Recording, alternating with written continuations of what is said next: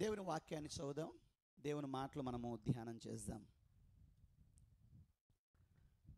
పరిశుద్ధ బైబిల్ గ్రంథంలో నుంచి దేవుని వాక్యాన్ని చదువుదాం.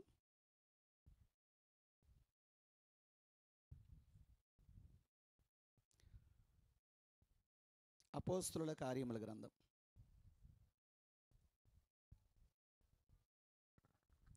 అపోస్తలుల కార్యముల గ్రంథం 3వ అధ్యాయము.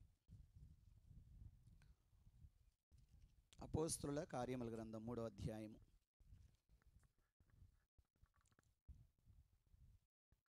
11వ వచనం నుండి మనందరము కలిసి చదువుదాం. అపోస్తలుల కార్యముల గ్రంథం 3వ అధ్యాయము 11 నుండి అందరం కలిసి చదువుదామా? వాడు పేతురును యోహానును పట్టుకొని ఉండగా ప్రజలందరూ విస్మయముంది సొలొమోను దను మంటపములో ఉన్న వారి యొద్దకు గుంపుగా పరిగెత్తి వచ్చిరి. పేతురు దీనిని చూచి ప్రజలతో ఇట్లనెను, ఇశ్రాయేలీయులారా, మీరు వీని విషయమై ఎందుకు ఆశ్చర్యపడుచున్నారు? మా సొంత శక్తి చేతనైనను భక్తి చేతనైనను నడవను వీనికి బలమిచ్చినట్టుగా మీరెందుకు మా తట్టు తేరి చూచుచున్నారు? అబ్రహాము, ఇస్సాకు, యాకోబు అను వారి దేవుడు అనగా మన పితరుల దేవుడు తన సేవకుడైన యేసును మహిమపరచి ఉన్నాడు. మీరు ఆయనను అప్పగించితిరి. పిలాతు ఆయనను విడుదల చేయుటకు నిశ్చయించినప్పుడు మీరు అతని ఎదుట ఆయనను నిరాకరించితిరి. మీరు పరిశుద్ధుడును నీతిమంతుడైన వానిని నిరాకరించి నరహంతకుడైన మనుష్యుని మీకు అనుగ్రహింపుమని అడిగితిరి. మీరు జీవాధిపతిని చంపితిరి గాని దేవుడు ఆయనను మృతుల్లో నుండి లేపెను, అందుకు మేము సాక్షులము. ఇంకొక మాట చదువుదాం. 5వ అధ్యాయం అపోస్తలుల కార్యములు 5.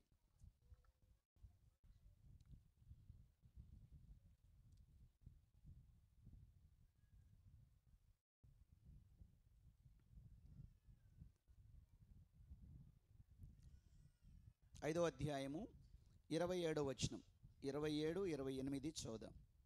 వారిని తీసుకుని వచ్చి సభలో నిలువబెట్టగా ప్రధాన యాజకుడు వారిని చూచి, మీరు ఈ నామమును బట్టి బోధింపకూడదని మేము మీకు ఖండితముగా ఆజ్ఞాపింపలేదా? ఇదిగో, మీరు యెరూషలేమును మీ బోధతో నింపి ఈ మనుష్యుని హత్య మా మీదకి తేవాలని ఉద్దేశించుచున్నారని చెప్పాను. మనము చదివిన 2 లేఖన భాగాలలో అపోస్తలుడైన పేతురు 3వ అధ్యాయంలో ఒక అద్భుతం చేశాడు. తాను ప్రార్థనా సమయంలో మందిరానికి వెళ్ళేటప్పుడు మందిరము ముంగిట ఒక పుట్టుకుంటివాడు బాగలేక ఉంటే వానిని చూచి, ఇదిగో ఇటు చూడు అనగానే వాడు చూచాడు. వెండి బంగారాలు మా దగ్గర లేవు, మా దగ్గర ఉన్నదే మీకు ఇస్తున్నాం అని నజరేయుడైన యేసుక్రీస్తు నామమున లేచి నడువు అని వాని చేయి పట్టుకుని లేపగా వాడు దిగ్గున లేచి గంతులు వేసుకుంటూ వారితో పాటు మందిరంలోకి వెళ్ళాడు. లోపల మందిరంలో వెళ్ళగానే బయట భిక్షమడుకునే ఈ పుట్టుకుంటివాడు ఇప్పుడు ఎట్లా లోపలికి వచ్చి గంతులు వేస్తున్నాడు అని ఆశ్చర్యపోతూ ఉంటే ఆ సందర్భాన్ని పేతురు ఇలాగు మాట్లాడుతూ ఉన్నాడు. ఏమంటున్నాడంటే, అయ్యలారా, మేమేదో చేసినట్టు మా శక్తి మా భక్తి, గుర్తుపెట్టుకోండి, మా శక్తి, మనం చాలా శక్తిమంతులం, చాలా భక్తిపరులం అనుకుంటూ ఉంటాం చాలాసార్లు కదా. కానీ అపోస్తలులే అన్నారు, మా శక్తి చేతనైనను మా భక్తి చేతనైనను జరిగినట్టుగా మీరు ఎందుకు చూస్తున్నారు? ఇది జరిగించింది యేసయ్య, నజరేయుడైన యేసు.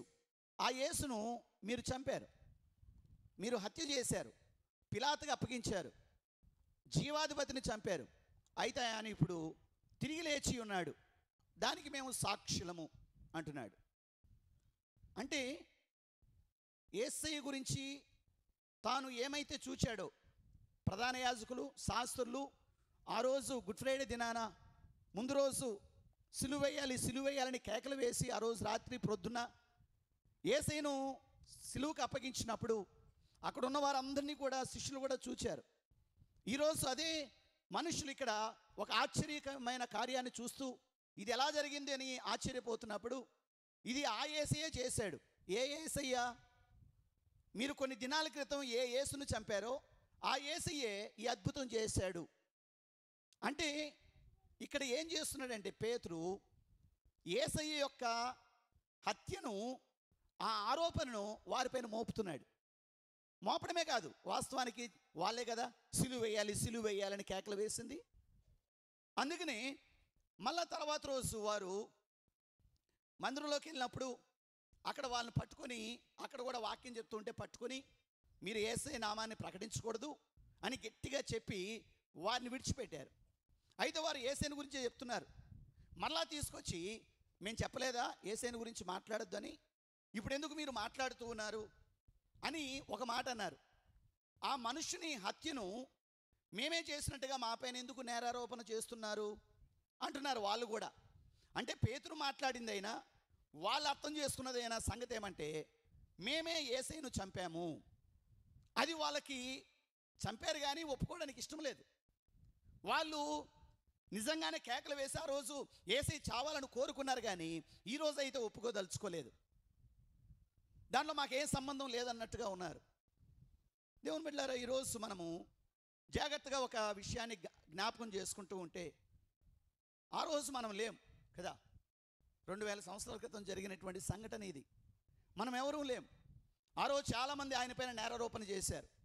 చాలామంది ఆయన చంపేంత వరకు అక్కడే ఉన్నారు. వాళ్ళు చూచి చనిపోయారని అనుకున్న తర్వాతనే నెమ్మదిగా వారు విడిచిపెట్టి వెళ్ళిపోయారు. ఇప్పటికైనా మనము కొన్నిసార్లు అదంతా అప్పుడు జరిగిపోయినా ఈరోజు వరకు మనం ఖచ్చితంగా మనం ఏం ఆలోచిస్తూ ఉంటామంటే, మనం చేసేటువంటి ఆలోచన ఏమంటే, అయ్యా నా పాపం వల్ల కదా నువ్వు చనిపోయావు, నా వల్లనే కదా నువ్వు మరణించావు అని మనం అంటూ ఉంటాం. అందుకని భక్తులైన వారు కూడా ఒక పాట రాశారు కదా, సిలువలో బలి అయిన దేవుని గొర్రెపిల్ల. ఆ పాటలో మొదటి చరణంలో, ఆనాటి యూదులే నిన్ను చంపి రనుకొంటిన్, కాదయ్యో నా పాప రుణమునకే. ఆ రోజు యూదులు చంపారని నేను అనుకుంటున్నాను, వాస్తవానికి నా పాపముల కొరకు నువ్వు చనిపోయావయ్యా అని భక్తుడు పాట రాశాడు. అది వాస్తవమే. అందుకని ఈరోజు మనము నా పాపముల కొరకు చనిపోయాడని మనం నమ్మితేనే మనకు రక్షణ కలుగుతుంది. ఇంకో మాట చెప్పాలంటే, శిక్ష మనం పొందాల్సిండగా ఆయన అనుభవించాడు. ఆ శిక్ష మనకే పడాలి. మనము తప్పించుకొని మనం ఆయనకి శిక్ష వేశాం. ఇంకో మాటలు చెప్పాలంటే, యేసయ్య మరణములో మన వంతు కూడా ఉంది. మనం అనుకుంటాం, నేను ఎలా చంపాను ఆయన్ని, మనం ఎలా అవును. కానీ మనము ఈ సిలువ సన్నివేశాన్ని రాత్రి పట్టుకున్నప్పటి నుంచి, ఆయన అరెస్ట్ చేసినప్పటి నుంచి సిలువ వేసినంత వరకు మనం చూసుకుంటూ వెళ్తే, అడుగడుగున మనం జాగ్రత్తగా ఎప్పుడన్నా మీరు ఈసారి టైం తీసుకొని చదవండి, లేదా ఈ వర్తమానం అయిన తర్వాత టైం తీసుకొని అర్థం చేసుకోవడానికి ప్రయత్నం చేయండి. నెమ్మదిగా మీరు చదువుకుంటూ వెళ్తూ ఉంటే మీకు అర్థమయ్యే సంగతి ఏమంటే, అడుగడుగున నువ్వు కూడా వారి మధ్యలో ఉండి సిలువ వేయాలి అని మాట్లాడినట్లుగా అనిపిస్తుంది. అది వాస్తవం. మనందరం కూడా మనకు తెలియకుండానే మన పాపముల వలన ఆయన చంపబడ్డాడు. ఆయన కూడా తను తాను అప్పగించుకున్నాడు. అది వాస్తవమైన మనము ఆయనను సిలువ వేస్తూ వచ్చాం. ఈ ఉదయకాల సమయంలో నేను చెప్పదలుచుకున్న ఒక ప్రాముఖ్యమైన విషయం ఏమంటే, యేసయ్య సిలువ మరణం అప్పుడు ఆ సన్నివేశంలో నువ్వు నేను కూడా ఉన్నాము. ఎలా ఉన్నాం? అందుకని కొంతమంది వ్యక్తుల్ని మీ దగ్గర తీసుకురావాలని నేను ఇష్టపడుతున్నాను. వాళ్ళల్లో మనం కనబడతాం. వాళ్ళ స్వభావాల్లో ఈరోజు మనకుండే స్వభావాలు కనబడతాయి. వాళ్ళ స్వభావం ఆ రోజు యేసుని సిలువ వేస్తుంటే, ఆ స్వభావం కలిగిన ఈరోజు మనం కూడా ఇంకోసారి సిలువకు ఆయన అప్పగిస్తూనే ఉన్నాం. అది మనం గుర్తించాలి.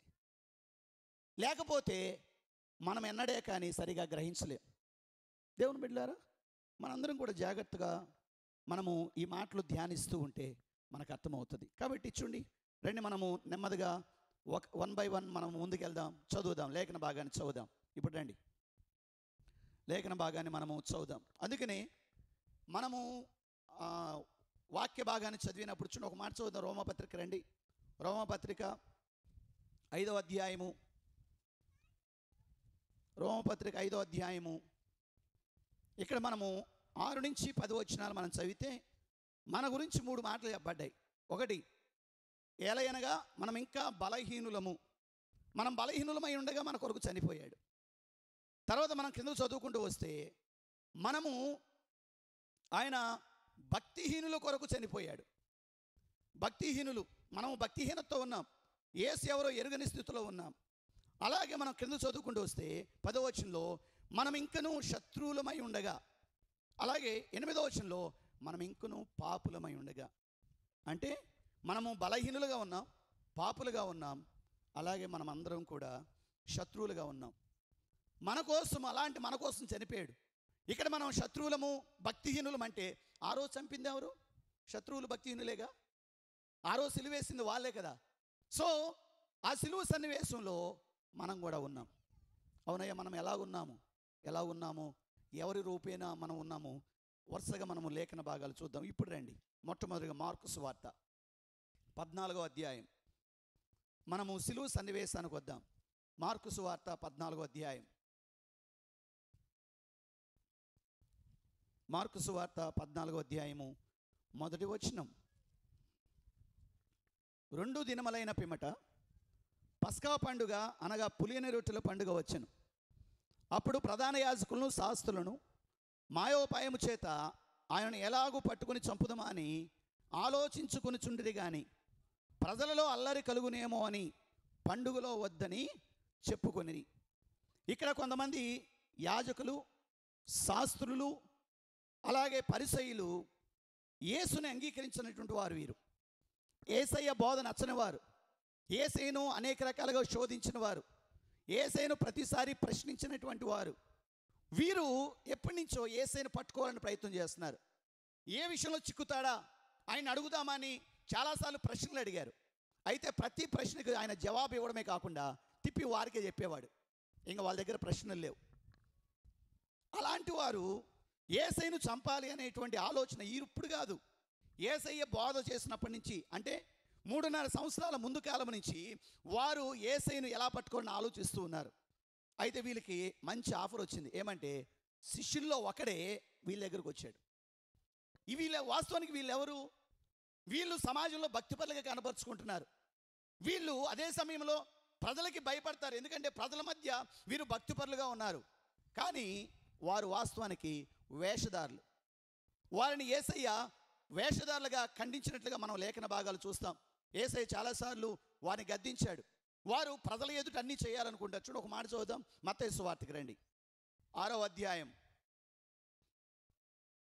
5వ వచనం. మరియు మీరు ప్రార్థన చేయనప్పుడు వేషధారుల వలె ఉండద్దు, మనుషులకు కనబడవలనని సమాజ మందిరాల్లోనూ వీధుల మూలల్లోనూ నిలిచి ప్రార్థన చేయట వారికి ఇష్టం. అంటే వీరు ఏది చేసినా ప్రజల మధ్య భక్తిపరులు అనిపించుకోవాలనే వాళ్ళే, ప్రజల మధ్య వీరు గొప్పవారని అనిపించుకోవాలని, ప్రజల మధ్య మాకంటే మించిన వాళ్ళు లేరు అని అనిపించుకోవాలని వాళ్ళు వేషధారులు. అంతేకాదు, దైవ సత్యాన్ని ఎరగనటువంటి వారు, దైవ కుమారుణ్ణి వారు సిలువకు అప్పగించి, ఈ నిజంగా దైవ కుమారుడైతే సిలువ నుంచి దిగిరమ్మను అని వారు ప్రశ్నించినటువంటి వారు. వారికి తెలియదా లేఖనాలు? లేఖనాలు ఎందుకు తెలియదు? వారు ఏ లేఖనాన్ని అడిగినా కూడా చెప్పగలరు. ఏ లేఖనం అడిగినా వారు జవాబు ఇవ్వగలిగిన వారు. కానీ వారు ఎన్నడగానే లేఖనాలు పాటించేవారు కాదు. సో ఒక పక్కన భక్తిని కనపరుచుకుంటూ వేషధారులుగా ఉంటారు, ఇంకొక పక్కన సత్యాన్ని ఎరక్కోకుండా వారు అసత్యంలోనే జీవిస్తూ ఉన్నారు. దేవుని బిడ్డలారా, ఈ ఉదయకాల సమయంలో ఒకసారి ఆలోచన చేయండి. అలాంటి వారు యేసుని సిలువకు అప్పగించారు. అలాంటి వారు యేసుని సిలువ వేయాలని కోరారు. ఎప్పటి నుంచి అయితే చంపాలనుకుంటున్నారో వారు ఈరోజు ఎలాగైనా సరే చంపాలి అనేటువంటి ఆలోచనతో వారు తీర్మానాలు చేసుకొని, వారు ఎప్పుడైతే అవకాశం దొరికిందో పిలాతు దగ్గర తీసుకెళ్ళి సిలువ వేసేంత వరకు ఒప్పుకోలేదు. సింపుల్గా చెప్పాలంటే వారి యొక్క వేషధారణ, వారి యొక్క సత్యము గ్రహింపు లేనితనం, లేకపోతే లేఖనాన్ని అనుసరించినటువంటి తనము వారిని సిలువకు అప్పగించింది. ఈరోజు మనం కూడా దేవుని బిడ్డలం. మనం కూడా కొన్నిసార్లు వేషధారుల వలె ఉంటాం. కొన్నిసార్లు మందిరాల్లో ఉన్నట్లుగా మనం ఇళ్లల్లో ఉండం. మనం మందిరాల్లో కనబడే భక్తి జీవితాన్ని సమాజంలో మనం కనపరచం. మనం రకరకాలుగా మనం జీవిస్తూ ఉంటాం. మనం అలా జీవిస్తూ ఉంటే మన వేషధారణ మరొకసారి ఆయనను సిలువకు వేయదా? మరొకసారి ఆయనకు సిలువకు మేకులతో కొట్టదా? అలాగే మనము దేవుని సత్యవాక్యాన్ని గ్రహించలేకపోతున్నాం. మనకు బైబిల్ ఉంది, మనకి లేఖనాలు తెలుసు, అయినా కూడా సత్యాన్ని మనం గ్రహించకుండానే మనము గడిపేస్తూ ఉన్నాం. ఎవరు చెప్పినా కూడా నమ్మే స్థితిలో ఉంటున్నాం. కానీ నిజముగా మనం ఇది సత్యము అని సత్యాన్ని గ్రహించి మనం ఎక్కడ అనుసరిస్తూ ఉన్నాం? ఇప్పుడు ఆలోచన చేయండి. వారి యొక్క భక్తిహీనత, అలాగే వారి యొక్క వేషధారణ, వారి యొక్క సత్యమును గురించి నా గ్రహింపు లేనితనము సిలువ వేసినప్పుడు ఈరోజు అదే స్వభావం మనలో ఉంటే మనం కూడా ఇంకోసారి సిలువ వేయట్లేదా? అయ్యా నేను వేయట్లేదు, నేను అలా ఉండకూడదంటే సింపుల్, దాన్ని మనం విడిచిపెట్టాల్సిందే. సిలువ దగ్గర వదలనిది, సిలువ దగ్గర మనం విడిచిపెట్టలేనిది అంటూ ఏదీ లేదు కదా. మీరు అందరూ లోపలికి వచ్చాడు, అందరూ చెప్పులు బయట విడిచిపెట్టి వచ్చారు, ఎందుకంటే ఇది పరిశుద్ధమైన స్థలం అని. కానీ సిలువ ఉన్న గొప్పతనం ఏంటి తెలుసా? మనం ఏది అసహ్యం అనుకుంటామో సిలువ దాన్నే కోరుకుంటుంది. మనం ఏది మనకు వద్దు అని అనుకుంటామో సిలువ అదే కావాలని కోరుకుంటుంది. ఎందుకంటే సిలువ దగ్గరే అవి మార్చబడతాయి. మన అసహ్యత మార్చబడుతుంది, మన యొక్క వేషధారణ మార్చబడుతుంది, మన యొక్క గ్రహింపులేనితనం మార్చబడుతుంది, మన యొక్క చేతగానితనం మార్చబడుతుంది. కొన్నిసార్లు మనకుండే భక్తి గర్వము అక్కడే మార్చబడుతుంది. కాబట్టి ఈరోజు మరొకసారి ఈ సిలువను మనం చూడగలమా? మనము ఈ సంవత్సరం సిలువ ధ్యానాల్లో నేను బాగా గమనించింది ఏమంటే, ఈ సిలువను నేను కూడా బాగా ధ్యానం చేశాను. ఈ సిలువలో ఉన్న శక్తిని మనం చాలామంది గ్రహించట్లేదు. కానీ ఈ సిలువ ఇది చూడ్డానికి 2 కర్రలుగా మాకు కనబడుతుంది, కానీ ఇది నీ జీవితాన్ని మార్చివేసేది, నీ గమ్యాన్ని మార్చివేసేది. కాబట్టి ఈరోజు అయ్యా నేను చంపలేదు, లేదు, వారి రూపంలో మన స్వభావం వారి రూపంలో ఉంది. మన యొక్క వేషధారణ వారి రూపంలో ఆ రోజు సిలువ వేసింది. మన యొక్క వాక్య గ్రహింపులేమి వారు ఆ రోజు యేసును సిలువకు అప్పగించేటట్లు చేసింది. ఎందుకు లేమని మనం అనుకుంటున్నాం? అవును కదా, నేను అలాగే ఉన్నాను అని అనుకుంటే ఈరోజు నేను మరలా సిలువ దగ్గరికి రావాలి. ఆ సిలువ దగ్గర నా వేషధారణ విడిచిపెట్టాలి. ఆ సిలువ దగ్గర నా గ్రహింపు లేనితనాన్ని నేను విడిచిపెట్టాలి. ఆ సిలువ దగ్గర నేను ఏది అసహ్యం అనుకుంటున్నానో దాన్ని విడిచిపెట్టి వెళ్తే ఆ సిలువ దాన్ని తీసుకొని మార్చివేస్తుంది. హల్లెలూయా, హల్లెలూయా. సిలువ తీసుకొనిది, సిలువ గ్రహించలేనిది ఏది కూడా లేదు. కాబట్టి మనం ఎందుకు లేము? మనము పరిసయ్యులు, ధర్మశాస్త్రోపదేశకులు, శాస్త్రుల రూపంలో ఆ రోజు మనము సిలువ ఘట్టంలో ఉన్నాము. ఇంకా 2వ వ్యక్తిని చూద్దాం. ఇప్పుడు రండి, లేఖన భాగాన్ని చదువుదాం. అదే అధ్యాయంలో మార్కు సువార్త 14వ అధ్యాయం, మార్కు సువార్త 14వ అధ్యాయం 10వ వచనం. మార్కు 14:10. 12 మందిలో ఒకడగు ఇస్కరియోతు యూదా ప్రధాన యాజకుల చేతికి ఆయనను అప్పగింపవలనని వారి యొద్దకు పోగా వారు విని సంతోషించి వానికి ద్రవ్యమిత్తునని వాగ్దానము చేసిరి గనుక వాడు ఆయనను అప్పగించుటకు తగిన సమయము కనిపెట్టుచుండెను. యేసు ప్రభు తన పరిచర్య ప్రారంభంలోనే 12 మందిని శిష్యులుగా ఏర్పరచుకున్నాడు. లూకా సువార్తలో అద్భుతమైన మాట రాయబడింది. ఏమంటే ఆయన రాత్రంతా గడిపి తనకిష్టమైన వారిని పిలువగా వారిలో 12 మందిని అపోస్తలులుగా ఎంచుకున్నాడు. అంటే రాత్రంతా ప్రార్థన చేశాడు. తండ్రిని అడిగాడు, తండ్రి నేను ఎవరిని ఎన్నుకోవాలి? 12 మంది ఎన్నుకోవాలి. ఎవరయ్యా? పేర్లు చెప్పు. పేతురు, అంద్రెయ్య, ఫిలిప్పు, నతనయేలు, మత్తయి పేర్లు చెప్తా ఉన్నాడు. చివరి పేరు ఇస్కరియోతు యూదా. యేసే అన్నాడు, తండ్రి అతనే కదా నన్ను అప్పగించేది. అవును, అందుకనే 12 మంది అపోస్తలుల జాబితాల మీరు ఎప్పుడు చదివినా ఆయనను అప్పగించే ఇస్కరియోతు యూదా అని రాయబడి ఉంటుంది. అది యేసయ్య కూడా తెలుసు, ఎన్నుకోమన్నాడు. అందుకనే యేసయ్య యూదాని పిలిచాడు. యూదా యేసుని 12 మందితో పాటు వెంబడిస్తూ ఉన్నాడు. సేమ్ మనం వెంబడించినట్టే. ఎంతమంది యేసయ్యను వెంబడిస్తున్నారు? చేతులు ఎత్తే ముందు జాగ్రత్తగా ఆలోచన చేయాలి. ఇప్పుడు ఎత్తుదాం. ఎంతమంది యేసుని వెంబడిస్తున్నారు? నేనైతే వెంబడిస్తున్నా. హల్లెలూయా. యేసుని 12 మంది వెంబడించినట్టు వెంబడిస్తూ ఉన్నాడు. ఆయన ఎక్కడికి వెళ్ళినా వెళ్తున్నాడు. ఆయన ఉపవాసాలుంటే ఈయన ఉంటున్నాడు. ఆయన ఎక్కడికి తీసుకెళ్ళినా కూడా ఎందుకు అని అడగట్లేదు, వెళ్తూనే ఉన్నాడు. కొన్ని చోట్ల అడ్డంగా మాట్లాడాడు. ఒక ఆమె యేసయ్య కోసం అత్తరు తీసుకొచ్చి పోస్తుంటే, ఎందుకమ్మా వేస్ట్ చేస్తున్నావు అన్నాడు. కానీ యేసయ్యను వెంబడిస్తూ వచ్చాడు. కానీ నిజంగా యూదా ఇస్కరియోతు యేసును ప్రేమించి వెంబడించలేదు. 12 మందిలో ఒకడిగా వెంబడించాడు కానీ యేసుని మనస్ఫూర్తిగా వెంబడించలేదు. యేసుని మనస్ఫూర్తిగా వెంబడించలేదు అనడానికి కారణం ఏమంటే, ఒకటి, మీరు బైబిల్ అంతా బాగా చదవండి. యూదా ఇస్కరియోతు ఎక్కడే కానీ యేసయ్యను ప్రభువా అనలేదు. ఏమనలేదు? చెప్పాలి. ఏమనలేదు? అనలేదు. మరి ఏమన్నాడు? 2 మాటలు, బోధకుడా లేకపోతే చెలికాడా, స్నేహితుడా అని. ఈ 2 మాటలే. ఈ 2 మాటలకి ప్రభువా అనేకి ఎంత తేడా ఉందో తెలుసా? అప్పుడప్పుడు మనం దేవుడా అంటాం. ఏ దేవుడు? దేవుడా అంటే చాలామంది దేవుళ్ళు ఉన్నారు. ఏ దేవుడని? అందుకనే ప్రభువాను, ప్రభువు అక్కడే ఎప్పుడు ఉండేది. ప్రభువులు అనేకి లేరు. ప్రభువు అక్కడే. ఆయన ఒక్కడే ప్రభువుగా హెచ్చించబడ్డాడు. ఆయన మాత్రమే ప్రభువు. కాబట్టి మనము ప్రభువా అంటున్నామంటే నా జీవితాన్ని నేను సమర్పించుకుంటున్నాను ఆయనకి. కానీ ఆయన యూదా ఇస్కరియోతు అనలేదు అంటే జీవితాన్ని అప్పగించుకోలేదు. అంటే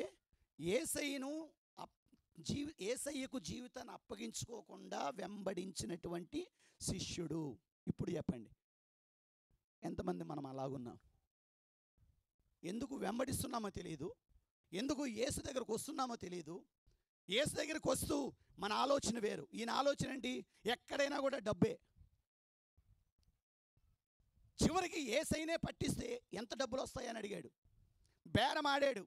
వాళ్ళు అన్నారు 30 అన్నారు. లేదా ఇంకొంచెం చూడండి అంటే ఈయన వెళ్ళాడు కదా, వాళ్ళు 30 కంటే ఎక్కువ ఇవ్వమన్నారు. వాళ్ళు వచ్చి ఉంటే డిమాండ్ ఎక్కువ ఉండేది. కానీ ఈయన వెళ్ళాడు కాబట్టి వాళ్ళు 30 కంటే ఎక్కువ ఇవ్వమన్నారు. ఒక దాసుడికి ఇచ్చినంతగా, ఒక బానిసకి ఇచ్చినంతగా ఇస్తాం. 30 వెండి నాణాలే. వెండి నాణాలు తీసుకున్నాడు, వచ్చేసాడు. ఇప్పుడు చెప్పండి, ఒకసారి ఆలోచన చేయండి. యేసుని దేనికోసం వెంబడిస్తున్నావు నువ్వు? ఇందాక నేను ఎత్తమనగా ఎత్తే, అందుకే నేను అడిగింది, నేను అన్నది నువ్వు ఆలోచించి ఎత్తాలని. యేసు నిజంగా మనస్ఫూర్తిగా వెంబడిస్తున్నావా? ఈరోజు వెంబడిస్తున్నట్లుగా కనబడి చివరికి ఆ యేసయ్యనే సిలువకు అప్పగించాడు. మనం కూడా ఈరోజు వెంబడిస్తూ ఉన్నాం. అవసరమైతే రేపు ఆ యేసయ్య ఎవరో నాకు తెలియదండి అంటావు. ఆయనకి నాకు సంబంధం లేదంటావు. ఆయన నాకు లేకపోయినా పర్లేదు, డబ్బులుంటే చాలంటావు. నా బిజినెస్ ఉంటే చాలు అనుకుంటావు. నా జీవితం ఉంటే నాకు చాలు అనుకుంటావు. ఆయనతో నాకు పనేముంది? కాదా జీవితం మంది? ఎంతమంది నాకేం లేకపోయినా పర్లేదు యేసయ్య కావాలని వెంబడిస్తున్నాం? యేసయ్య దగ్గరకు వస్తే యేసయ్య బాగా దీవిస్తాడు, అన్ని విషయాల్లో మనకు సహాయం చేస్తాడని ఎంతమంది మనం వెంబడించట్లేదు? ఇప్పుడు చెప్పండి, యూదా స్వభావమే మనలో లేదా? ఈరోజు మనకు అది ఉంటే ఆ రోజు మనము యూదాలో ఉండి మనము సిలువ వేయించిన వారము కూడా మనమే. దేవుని బిడ్డలారా, శిష్యులుగా పిలువబడుతున్నాడు, అపోస్తలుడిగా పిలువబడ్డాడు. అపోస్తల కార్యంలో పేతురు మంచి మాట అంటాడు, అతడు మన ఈ పరిచర్లో పాలు పొందిన వారిలో ఒకడు అంటాడు. ఇంత అద్భుతమైన పరిచర్లో పాలు పంపులు పొంది కూడా వెనుతిరిగి జీవితాన్ని అనవసరంగా ముగించుకున్నటువంటి వాడు. ఎంతమంది యేసుని అనవసరంగా వెంబడిస్తూ ఉన్నారు? పర్పస్ లేకుండా, ఉద్దేశం లేకుండా యేసుని ఎంతమంది మీరు అనుసరిస్తూ ఉన్నారు? లేకపోతే యేసయ్య దగ్గరకు వస్తే ఏదో ఇస్తాడు, ఏదో చేస్తాడని ఎంతమంది వెంబడిస్తున్నారు? మీరు అలా వెంబడిస్తూ ఉంటే ఖచ్చితంగా మీరు ఆయనను సిలువ వేస్తున్నారు. ఇంకోసారి సిలువ వేస్తున్నారు. పైగా నేను యూదా ఇస్కరియోతు కాదనుకుంటున్నావు. యూదా ఇస్కరియోతు గురించి మాట్లాడడంలా నేను కాదులే అనుకుంటున్నావు. నువ్వు కాదా? ఆ స్వభావం నీలో లేదా? పక్కన వాళ్ళని అడగండి, నువ్వు యూదావా? చూడు, ఎవరు ధైర్యం చేయలేదు మనం అడగడానికి. ఎందుకంటే అప్పగించింది ఆయనే కదా. ఆయన స్వభావం మనలో లేదా? ఆ రోజు యేసయ్య సిలువకు వేయడంలో ముఖ్యమైనటువంటి కారకుడైన ఆ యూదాలో మనము లేమా? చెప్పండి. యేసును సిలువకు అప్పగించిన వారిలో మనం కూడా ఒకరుగా ఉన్నాం. అందుకనే యేసును వెంబడించేటప్పుడు ఒక మంచి ఉద్దేశంతో వెంబడించాలి. ఈయన కాకపోతే ఇంకొకడు, అందుకనే అవసరత కొరకు వస్తారు, అవసరం తీరకపోతే ఇంకో చోటుకు పోతారు. ఈ దేవుడు కాకపోతే ఇంకో దేవుడు, ఎవరైతే ఉందో మనకు మేలు చేయాలి కానీ అంటారు. మళ్ళా యూదాను కాదా మనము? అట్లా మాట్లాడితే యూదాలం కాదా? మిగతా వాళ్ళు ఆ సిలువుకి తమ జీవితాలను అప్పగించుకొని నష్టమైన ప్రాణాలు పోయినా యేసయ్య కొరకు బ్రతికితే, ఈయన మాత్రము సౌఖ్యం కోసం బ్రతికాడు, సుఖం కోసం జీవించాడు, డబ్బు ఎంత వస్తుందో అని చూసుకున్నాడు. ఈరోజు క్రైస్తవంలో ఉన్న మనము అదే చూస్తున్నామా? ఆలోచన చేయండి ఒకసారి. కాబట్టి సిలువ వేసినటువంటి ఆ రోజుల్లో మనం అనుకుంటున్నాం, మనం కాదనుకుంటున్నాం, కానీ వేషధారణతో కూడిన జీవితాలు మనకుంటే ఆ రోజు వాళ్ళ ద్వారా మనం సిలువ వేస్తున్నట్టే. రెండవది, ఆ రోజు మనము లేము అనుకుంటే యూదాలాగా గురి లేకుండా కేవలము నామకార్థంగా ఆయనను వెంబడిస్తున్నట్లుగా మనము అవసరమైతే ఆయనను మనకు లాభం వస్తుంది అనుకున్నప్పుడు ఆయనను అమ్మడానికైనా ఆయనను చంపడానికైనా వెనుకంజ వేయట్లేదు అంటే మనము యూదాలం కాదా? ఆ రోజు చంపిన వారిలో, యూదాను అప్పగించిన వారిలో యూదానే కాదు, ఆ స్వభావం మనం కలిగి ఉంటే ఈరోజు కూడా అదే స్వభావం మనం కూడా చంపినట్లు ఆయనను. కాబట్టి ఆ భక్తుడు పాట రాసినాడు, కాదు కాదయ్యో నా పాప రుణమునకే, నేనే నిన్ను చంపానయ్యా. కరెక్టే, మనమే చంపాం. అది రెండవది. మూడో వ్యక్తిని చూద్దాం, లేఖన భాగాన్ని చదువుదాం. మత్తయి సువార్త 26వ అధ్యాయం 33వ వచనం. అందుకు పేతురు, నీ విషయమై అందరూ అభ్యంతరపడను, నేను ఎప్పుడునూ అభ్యంతరపడనని ఆయనతో చెప్పగా, యేసు అతన్ని చూచి, ఈ రాత్రి కోడి కూయకు మునుపే నీవు నన్ను ఎరుగునని ముమ్మారు చెప్పేదనని నీతో నిశ్చయముగా చెప్పుచున్నానని. పేతురు ఆయనను చూచి, నేను నీతో కూడా చావలసి వచ్చినను నిన్ను ఎరుగునని చెప్పానని. అదే ప్రకారం శిష్యులందరూ అనేది. యేసు ప్రభు చివరిగా ఇక అప్పగించబడబోతాడనగా తాను బల్లిచ్చి, నేను మరలా రాజ్యంలో మీతో కలిసేంతవరకు నేను భోజనం చేయనని చెప్పి, ఇప్పుడు మీలో ఒకడు నన్ను అప్పగించబోతున్నాడు అన్నాడు. ఒకరు చూసుకున్నారు, ఎవరు అప్పగిస్తారని. నాతో పాటు ఈ గిన్నెలో చెయ్యి వేసేవాడే అన్నాడు. యూదా వేశాడు. వాళ్ళు పెద్దగా పట్టించుకోలేదు ఆ సంగతిని కూడా.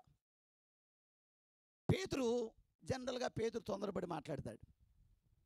తనకి దేవునికి ఏదో ఒకటి తొందరగా చెప్పాలనే తనకి తపన.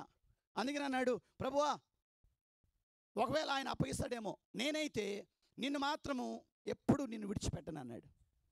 యేసయ్య అన్నాడు, ఇదిగో ఈరోజు రాత్రి కోడి కూయకు మునిపే 3 సార్లు నేనెవరో తెలియదు అంటావు అన్నాడు. షాక్ తిన్నాడు పేతురు. అదేంటి అంత మాట అనేసాడు. అనగానే మళ్ళా అన్నాడు, ఊరికనే ఉండడుగా. ఈ మాటగారులు కొన్నిసార్లు ఏదో ఒకటి జవాబు చెప్పేంత వరకు ఒప్పుకోబుద్ధి కాదు. కొన్నిసార్లు మనకున్న సమస్య ఏమంటే, ఏది చెప్తారో అది మనం ఒప్పుకోవట్లేదు అనడానికి రుజువు ఏమంటే పదే పదే మాట్లాడడం, అంటే డిఫెండ్ చేసుకోవడం. అన్నాడు, నేను చావాల్సి వచ్చినా చస్తాను కానీ నువ్వు మాత్రం తెలియదు నాకు అని అన్నయ్య అన్నాడు. మాట గుర్తుపెట్టుకున్నాడు యేసు ప్రభు. ఇక మనకు మిగతా స్టోరీ తెలుసు. యేసయ్యను పట్టుకొని తీసుకుని వెళ్ళగానే ఆ ప్రధాన యాజకుడు తీసుకురా బయట, లోపల యోహాను వెళ్ళాడు. ఈయన బయట కూర్చుని చలి కాసుకుంటున్నాడు. ఒక చిన్నది, ఒక యవనస్తురాలు, అది ఇంకా చిన్న అమ్మాయి. ఆ అమ్మాయి అంటుంది, నిన్ను ఎక్కడో చూసినట్టున్నానే, అద్భుతాలు యేసయ్య అద్భుతాలు చేస్తున్నప్పుడు ఆయన పక్కన నువ్వు ఉన్నావు కదా, నేను చూశానంటే నేను లేనన్నాడు. అక్కడి నుంచి మళ్ళీ ఏమన్నా అడుగుతుందేమని ఇంకో చోటుకి వెళ్ళాడు. అక్కడ కూడా చలి కాచుకుంటావు అన్నాడు. అక్కడ కూడా ఏమన్నాడంటే, అక్కడ కూడా ఒకరు అడిగారు, అక్కడ కూడా నేను లేనన్నాడు. అక్కడి నుంచి ఇంకో చోటుకి వెళ్ళాడు. అక్కడ కూడా ప్రశ్నించారు, నువ్వు ఉన్నావు కదా అన్నారు. అనగానే వెంటనే లేదు లేదు అని పైన ఒట్టేసుకున్నాడు. నేను లేను, ఆయన ఎవరో నాకు తెలియదు, యేసు అంటే తెలియదు అన్నాడు. ఇప్పుడు చెప్పండి, యేసు ఎవరో తెలియదని బొంకినటువంటి పేతుల్లో మనం లేమా? మన తీర్మానాలు ఎంత గట్టిగా ఉంటాయి. మనం ఎన్ని మాటలు చెప్తాం యేసయ్య కొరకు, మనము ఎన్ని విషయాలు మనం మాట్లాడతాం. ప్రభువా నీ కొరకు ఇలా జీవిస్తాను, నేను నీ కొరకు అలా బ్రతుకుతాను, నేను ఇది చేస్తాను అలా చేస్తాను అయ్యా అని మనం ఎన్నిసార్లు చెప్తూ ఉంటాం.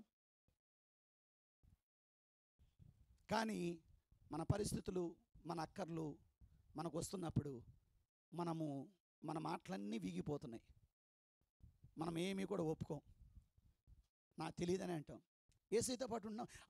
లేదు ఆ రోజు ఎవరో పిలిస్తే జస్ట్ వెళ్ళాను అంతే, ఊరికే అది ఎక్కువసేపు కూడా లేను. నేను ఆ గుడ్ ఫ్రైడే రోజా నేను అట్లా వెళ్తుంటే నా ఫ్రెండ్ పిలిచాడు, ఊరికి కూర్చున్నాను. నువ్వు చూసినంతసేపు కూడా నేను లేను అక్కడ, వెళ్ళిపోయాను. మళ్ళీ నువ్వు చూడు కావాలంటే. చూడండి ఎంత సులువుగా మనం తప్పించుకుంటున్నాం. ఇలాంటి స్వభావం కలిగిన మనము ఎక్కడ నేను క్రైస్తవుడిని, ఎక్కడ నేను యేసుని వెంబడిస్తున్నానని ప్రజలు ఏమనుకుంటారని భయపడి ఎప్పటికప్పుడు నాకెవరో తెలియదు యేసు అని మనము చెప్పుకునే పరిస్థితిలో ఉన్నాము. అంటే ఆ రోజు పేతురులో మనం లేమా? ఆ పేతురు స్వభావము యేసును సిలువుకు అప్పగించినట్లుగా ఈరోజు అదే స్వభావం కలిగిన మనము ఇంకోసారి మనము సిలువుకు ఆయన వేయట్లేదా? నిన్నే ప్రేమింతును, నిన్నే ప్రేమింతు. ఎంతవరకు? సిలువు బాగున్నంత వరకు, సిలువు ప్రక్కన ఉన్నంత వరకు. కానీ సిలువు మేయాల్సి వచ్చినప్పుడు ఏం సిలువ అబ్బా, ఏం సిలువ, ఏం చెయ్యాలి? ఈ సిలువు మోసే కంటే, ఈ ఎండలో కూర్చునే కంటే హాయిగా, అవును యేసయ్య కొరకు బ్రతకడం అంటే ఎండే మరి, యేసు కొరకు బ్రతకడం అంటే కష్టమే మరి, యేసయ్య సిలువు మోయడం అంటే మాటలు కాదు మరి. ఇప్పుడు చెప్పండి, సిలువ వేయలేదా మనం? సిలువ వేయట్లేదా మనం? ఆ రోజన్నా ఒక్కసారి వేసారు వాళ్ళు, కానీ ఈరోజు మనం అడుగడుగున ప్రతిరోజు మనం వేస్తూనే ఉన్నాం. పేతురులాగా అబద్ధం చెప్పే ప్రతిసారి మనము సిలువ వేస్తూనే ఉన్నాం. ఇప్పుడు చెప్పండి, ఆయన బొంకాడని మనం అన్నంత గట్టిగా చెప్తున్నామే, ఎన్నిసార్లు మనం బొంకలేదు? మనుషులతోనే కాదు, దేవునితోనే ఎన్నిసార్లు బొంకలేదు మనం? నీకోసం అది చేస్తానయ్యా, నేను ఇది చేస్తానయ్యా, నేను మారిపోతానయ్యా, నేను ఖచ్చితంగా నీకు ఇస్తానయ్యా. అయిపోయింది. ఇన్నిసార్లు బొంకే మనము యేసుని ఆ రోజు వారు ఒక్కసారే, కానీ ఈరోజు మనము రోజు సిలువ వేస్తూనే ఉన్నాం.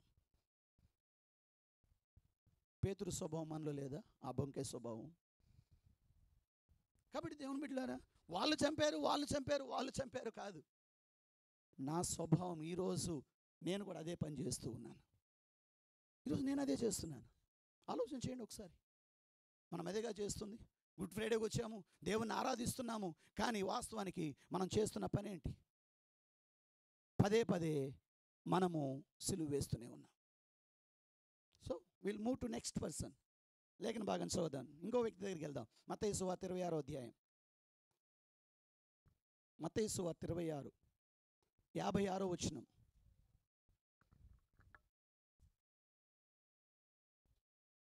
మత్తయి సువార్త 26 56వ వచనం. అయితే ప్రవక్తల లేఖనములు నెరవేరునట్లు ఇదంతయు జరిగినని చెప్పాను. అప్పుడు శిష్యులందరూ ఆయనను విడిచి పారిపోయిరి. అందరూ చెప్దాం, పారిపోయిరి. ఎవరు పారిపోయింది? శిష్యులు. 12 మంది శిష్యులు యేసయ్యను విడిచి పారిపోయి, ఈయన 12 మందిని పిలుచుకున్నాడు. తన పరిచర్య ప్రారంభంలోనే, సువార్త పని ప్రారంభించినప్పుడే తన పిలుపునిచ్చాడు, వాడిని పిలుచుకున్నాడు శిష్యుల్ని.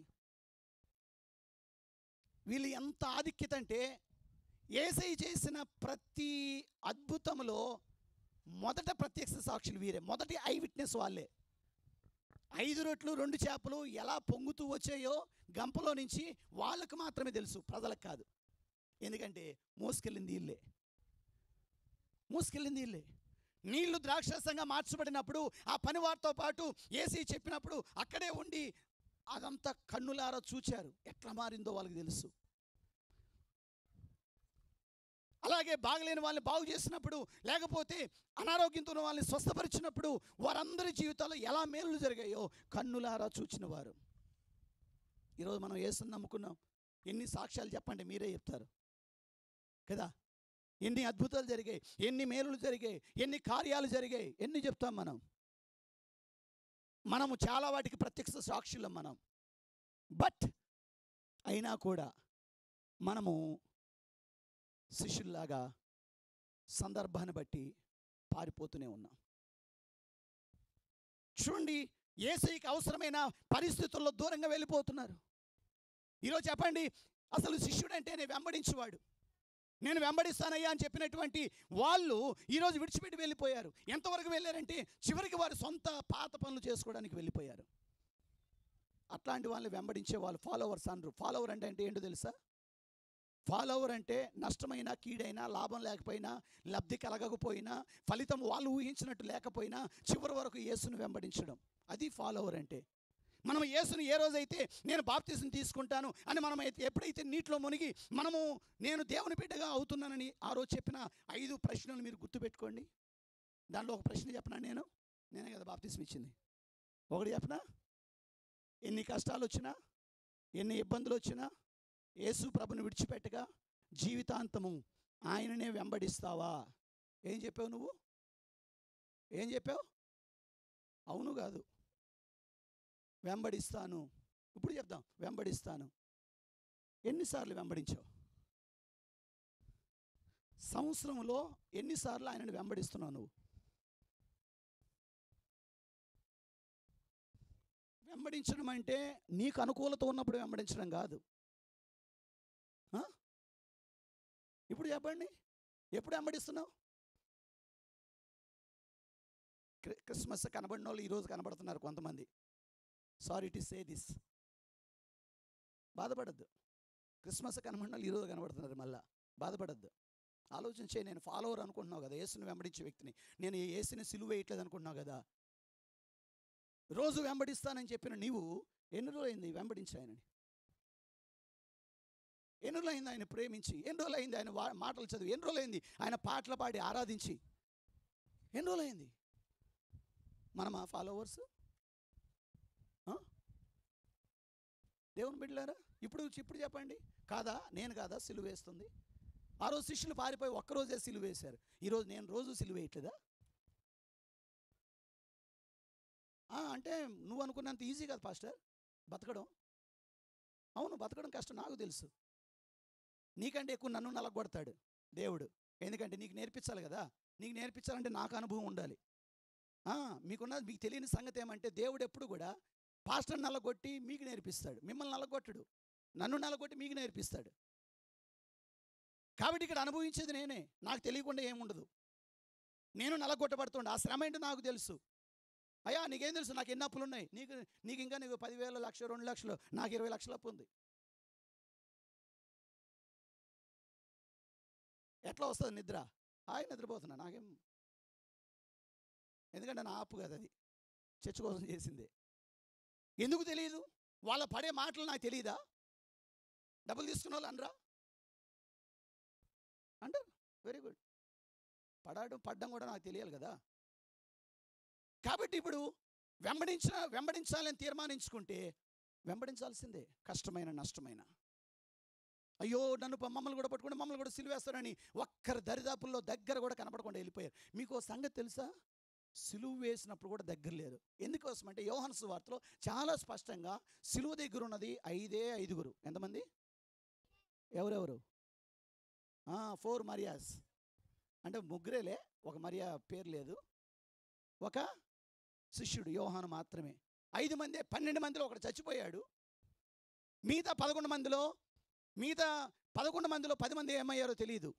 ఒక్కడు మాత్రమే ఉన్నాడు, యోహాను. ఏమయ్యారు? 10 మంది పారిపోయారు. దేవునికి దూరంగా పారిపోతున్న నువ్వు, ఆ రోజు వాళ్ళు ఒక్కరోజే సిలువ వేసింది, కానీ ఈరోజు రోజు వేయట్లేదా మనం? ఆలోచన చేయండి ఒకసారి. అయ్యా నేను రాకపోతే ఇంత సిలువ వేస్తున్నట్టు. అవును, మరి వెంబడిస్తానని తీర్మానం చేసిన నీవు ఈరోజు వెంబడించకుండా, నువ్వు ఎప్పుడో నీకు అనుకూలత కలిగినప్పుడు నువ్వు వచ్చి నేను వెంబడిస్తున్నానని చెప్పుకుంటే నువ్వు ఆయన రోజు సిలువ వేస్తున్నట్టు కదా. సో ఆ రోజు నేను లేనా? ఉన్నాను. వాళ్ళ స్వభావాల్లో నా స్వభావం వాళ్ళకు ఉన్నదంటే, వాళ్ళ స్వభావాల్లో ఈరోజు నాలో ఉన్నదంటే, ఆ రోజు నేను కూడా ఉన్నట్లే. Will move to next person. లేఖన భాగాన్ని చదువుదాం. మత్తయి సువార్తలోకి రండి. 27వ అధ్యాయం. మత్తయి సువార్త 27. మత్తయి సువార్త 27, 20వ వచనం చదవండి ఒకటి.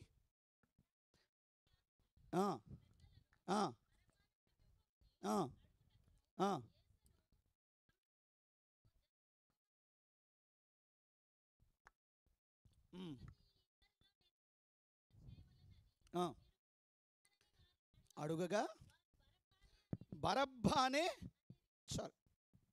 ఇక్కడ ప్రధాన యాజకులు శాస్త్రులు ఏం చేశారంటే, వాళ్ళ మాట నెగ్గాలని కొంతమంది జన సమూహాలను పిలుచుకున్నారు.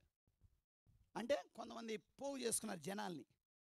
వీళ్ళందరూ ఏంటి అంటే, వీళ్ళు పోగు చేసుకున్నారంటే ఊరికనే ఏం కాదు, ఖచ్చితంగా వీళ్ళకి డబ్బులు ఇచ్చి ఉంటారు. అదేమంటే ప్రేరేపించింది అంటే, ఊరికనే ఎవరు ప్రేరేపించబడతారు లాభం లేకుండా? అంతే కదా. ఇప్పుడు రాజకీయ నాయకులు వస్తున్నారంటే నిజంగా ప్రేమ ఉండి వెళ్ళిపోతున్నారా? ఒక బిర్యానీ ప్యాకెట్ వచ్చింది, 100-200 రూపాయలు వచ్చింది, మరి వెళ్ళి ఎత్తుకొని వెళ్తారు, ఎత్తుకొని తీసుకొస్తారు. ఇంకేం కావాలి మనకి? మహా అయితే గంట అక్కడ మళ్ళీ అక్కడికి వెళ్ళి వాటర్ ప్యాకెట్ ఇస్తారు, అన్నం పెడతారు, మళ్ళీ వచ్చి వాటర్ ప్యాకెట్ ఇస్తారు, టీ ఇప్పిస్తారు. బాబా ఇంకేమి ప్రేమతో వెళ్తున్నామా మనందరూ? సో ప్రజలు ప్రేరేపించబడ్డారు. వాళ్ళందరూ కూడా సిలువ వేయాలి అన్నారు. మాకు బరబ్బానే కావాలని. మరి యేసుని ఏం చేద్దాం? యేసుని సిలువ వేయాలి అన్నారు.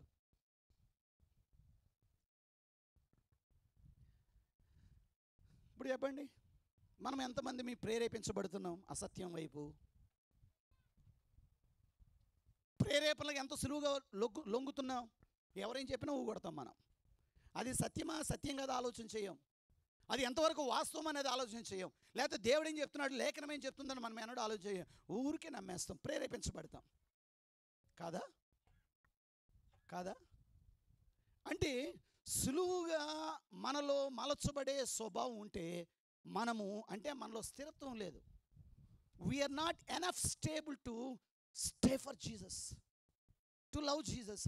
యేసుని ప్రేమించేంతగా మనలో స్థిరత్వం లేదు. ఏ మాట చెప్తే ఆ మాట. ఇక్కడ జరగదండి, అదిగో అక్కడైతే జరుగుతుంది. అవునా, అక్కడైతే 3 వారాల్లోనే జరుగుతుంది అంటే ఇక్కడ సంవత్సరం రావాలి నేను. ఎందుకంత బాధ? ఇక్కడైతే 3 వారాలే. స్తోత్రం నాయన, ఇక్కడ 3 వారాలే. లేదు, అక్కడ ఏకదం ఇన్స్టెంట్ హీలింగ్. అవునా, ఇన్స్టెంట్ హీలింగ్.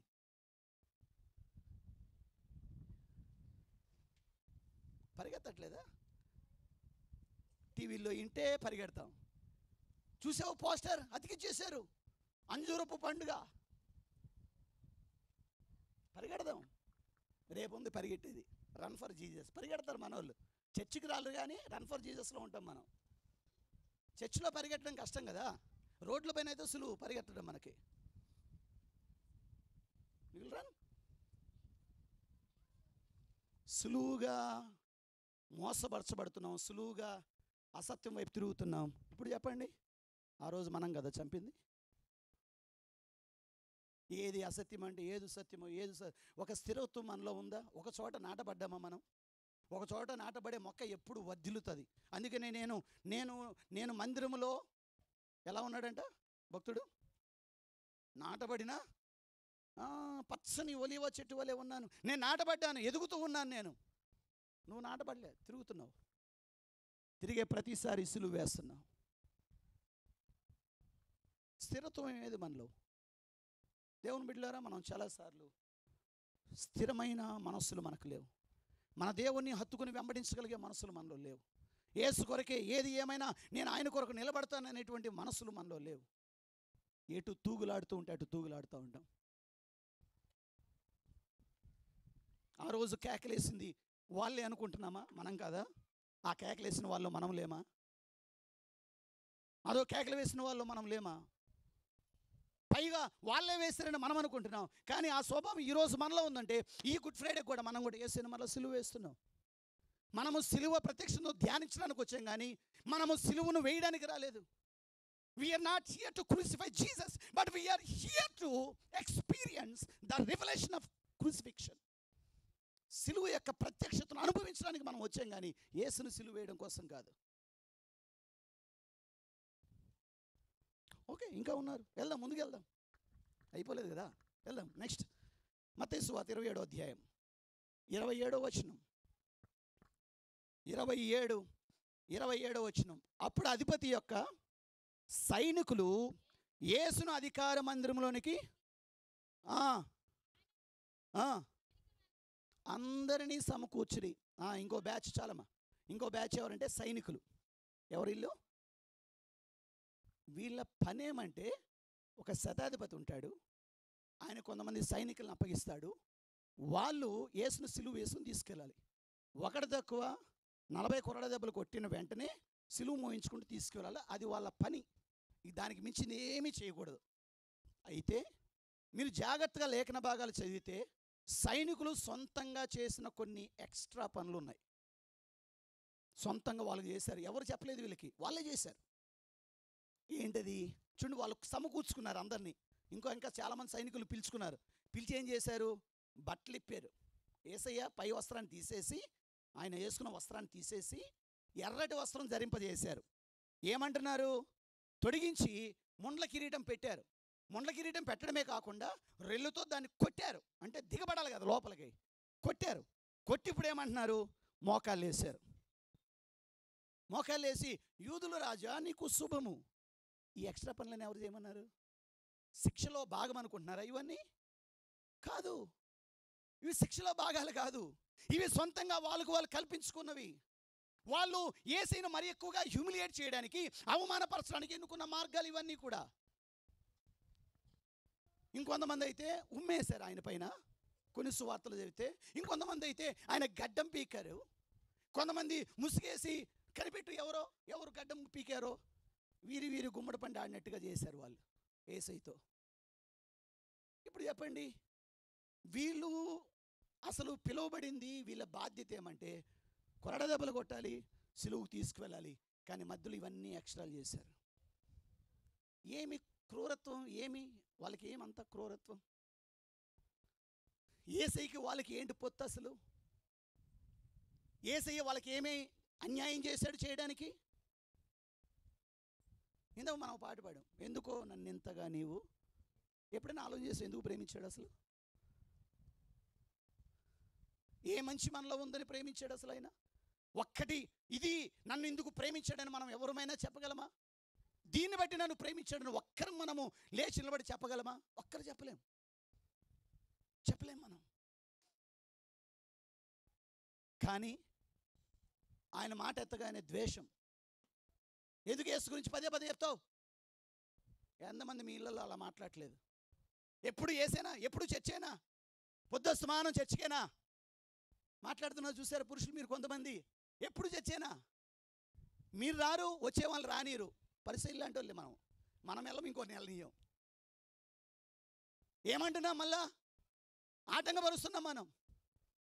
ఎప్పుడు దేవుడేనా కదా? ఏముంది వ్యతిరేకం? తప్పు పని చేస్తున్నారా? అన్యాయ పనులు చేస్తున్నారా? నీకు తెలియకుండా నిన్ను మోసం చేస్తున్నారా? వచ్చి నీ కుటుంబం కోసం, నీ రక్షణ కోసమే వచ్చి ఒకసారి కూర్చొని విను.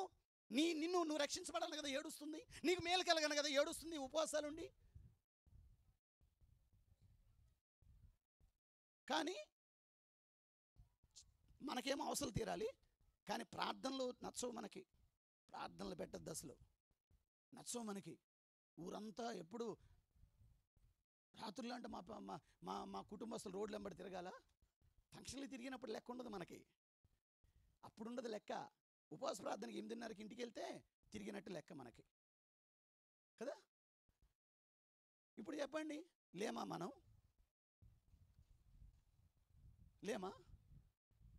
సైనికులకి యేసయ్యకి సంబంధమే లేదు, కానీ అంత ద్వేషిస్తున్నారు, అనవసరమైన అన్నీ చేశారు. అంటే ఈరోజు ఆయనతో మనకు సంబంధం ఉంది, అయినా కూడా మనం కూడా అలాగే చేస్తున్నాం. నీ కుటుంబస్తులను అలాగే అంటున్నావు, నీ పిల్లల్ని అలాగే అంటున్నావు. మరి ఎంతమంది, చాలామంది యవ్వనస్తులు ఎప్పుడు ఇక్కడే ఉన్నారు పాపం. వాళ్ళు నిన్న ఎప్పుడో వచ్చారు, రాత్రి ఇంటికి కూడా ఇక్కడే ఉన్నారు. మరి ఎంతమంది ఉన్నారు నాకు తెలియదు. ఏం పని పాడు పని చేస్తున్నారు వాళ్ళు? నువ్వు అనడానికి? మందిరంలో నలగొట్టబడుతున్నారు, మందిరంలో మలచబడుతున్నారు, మందిరంలో యేసును ప్రేమించడానికి పనులు చేస్తూ ఉన్నారు. What a privilege! మాకు లేదు కదా ఒకప్పుడు, ఈరోజు వాళ్ళకి అబ్బింది. కానీ మనం ఏమంటున్నాం? దేవుని బిడ్డలారా, మనం ఈరోజు తెలియకుండానే సిలువ వేస్తున్నాం. మాట్లాడే ప్రతి మాటలో మనం యేసుని సిలువ వేస్తూనే ఉన్నాం. మనం సైనికులం కాదా? సైనికుల స్వభావం ఈరోజు మనలో లేదా?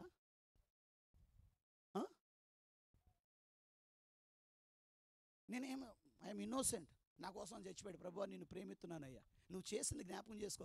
ఏమీ చేయలేదు అనుకుంటున్నావేమో. ఆ రోజు సన్నివేశంలో నేను లేనేమో అని అనుకుంటున్నావేమో. నువ్వు కూడా ఉన్నావు ఆ సైనికుల్లో. నువ్వు కూడా ఒకసారి కళ్ళు మూసుకుంటే నువ్వు కూడా హేళన చేస్తున్నట్లుగా కనబడుతుంది. ఆలోచన చేయి ఒకసారి.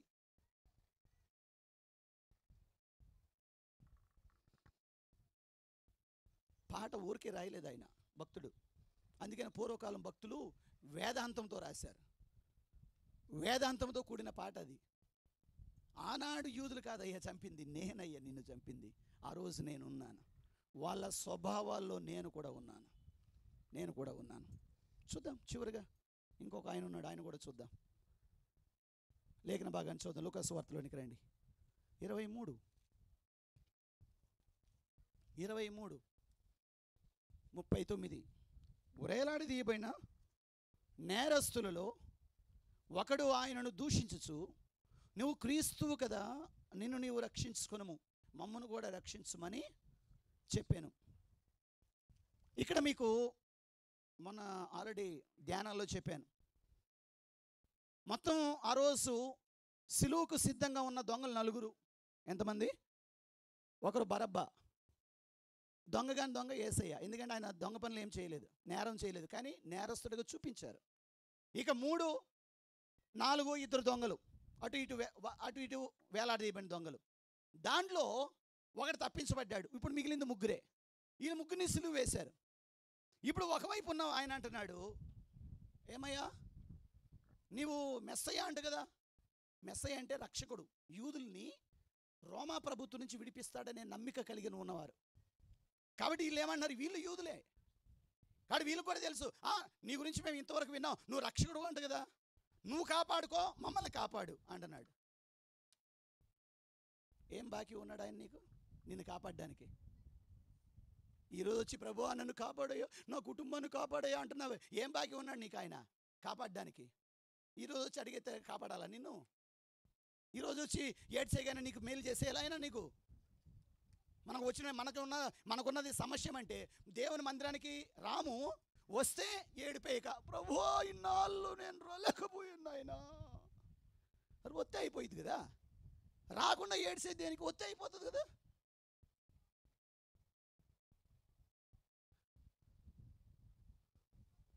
ఏం బాకీ ఉన్నాడు ఆయన మనకి? వీళ్ళు అంటున్నారు నువ్వు రక్షించు.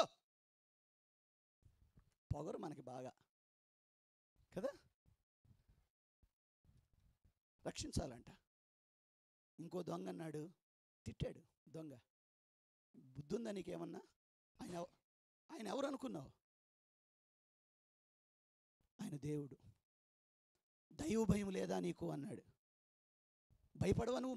ఎట్లా పడితే అట్లా మాట్లాడతావా? దేవుని బిడ్డలారా, దేవునితో మనం డీల్ చేసే పద్ధతి ఎప్పుడు కరెక్ట్గా ఉండాలి. ఆయన నీకు రోబో కాదు, నువ్వు ఏది అడిగితే చేసి పెట్టడానికి. నీ జీనీ అసలే కాదు. జీనీ అంటే తెలుసా? అల్లావుద్దీన్ దీపం నుంచి ఒకడొస్తాడు చూడు, భూతం. ఆయన అస్సలు కానే కాదు, నువ్వు ఏది అడిగితే అది చేసి పెట్టడానికి. మనకు ఆయన ప్రభువు, ఆయన చెప్పింది చేయడానికి మనం ఉన్నాం. హల్లెలూయా. అంతేగాని నువ్వు ఇది చేయి, నువ్వు అది చేయి, ఎప్పుడో వచ్చి ఆజ్ఞలు వేయద్దు. నువ్వు ఆయన వెంబడించు, ప్రేమించు.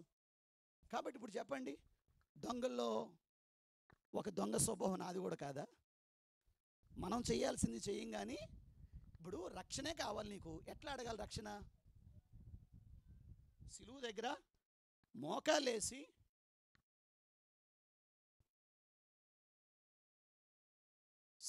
మోకాలేసి ఏడవాలి మనం.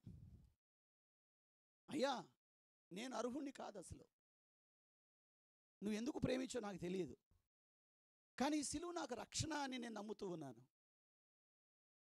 కనికరిస్తావా? కాపాడుతావా? అది మనకు ఉండాల్సింది. కానీ మనం ఏం చేస్తున్నాం? డిమాండ్ చేస్తాం. ఏం చేయవా నాయనా? 40 రోజులు ఉపవాసం అంటే చేయవా? ఏం చేయాలి? రూల్ ఉంది ఎక్కడైనా? అంటే నీకు నచ్చితే 40 రోజులు ఉంటావు, లేకపోతే 10 రోజులు కూడా ఉండవు. నువ్వు అడిగింది మాత్రం చేసేయాలి. దేవుని బిడ్డలారా, ఇప్పుడు చెప్పండి, లేదా మనలో ఆ స్వభావం? ఆ రోజు లేమనుకుంటున్నాం మనం. నువ్వు దొంగను చూస్తున్నావు, కానీ నేను ఆ దొంగలో నన్ను చూసుకుంటున్నాను. నాకెంత పొగరు, నీకెంత పొగరు? ఎంత డిమాండ్ చేస్తున్నాం మనం? దేవుని ప్రేమించాల్సింది ప్రేమించకుండా, దేవుడిని చెప్పింది చేయకుండా, మనము ప్రార్థించినప్పుడు మనకు నచ్చినప్పుడు మనం అడిగిందల్లా ఇవ్వాలని డిమాండ్ చేసే మనము దొంగ వంటి వాళ్ళం కాదా? ఆ స్వభావం మనలో లేదా? కాబట్టి ఎవరు చంపారు? ఆ రోజు వ్యక్తులు కాదు, కానీ ఈరోజు మనం కూడా, ప్రతి గుడ్ ఫ్రైడేకి వచ్చే మనం కూడా ఖచ్చితంగా ఆయన సిలువ వేస్తూనే ఉన్నాం. సిలువ వేస్తూనే ఉన్నాం. ఇంతమంది ఉన్నారు. దొంగ ఉన్నాడు, సైనికులు ఉన్నారు, పెద్ద సమూహమేముంది, శిష్యులు ఉన్నారు, మళ్ళా వాళ్ళు ముఖ్యుడైన పేతురు ఉన్నాడు, అలాగే శిష్యుల్లో మోసం చేసిన ద్రోహి అయిన యూదా ఉన్నాడు, అలాగే ప్రధాన యాజకులు, శాస్త్రులను. వీళ్ళ స్వభావాల్లో ఉన్న అన్నీ ఈరోజు మనలో ఉన్నాయి. ఆ రోజు వాళ్ళు చంపితే ఈరోజు మనం కూడా ఆయన్ని సిలువ వేసినట్టే.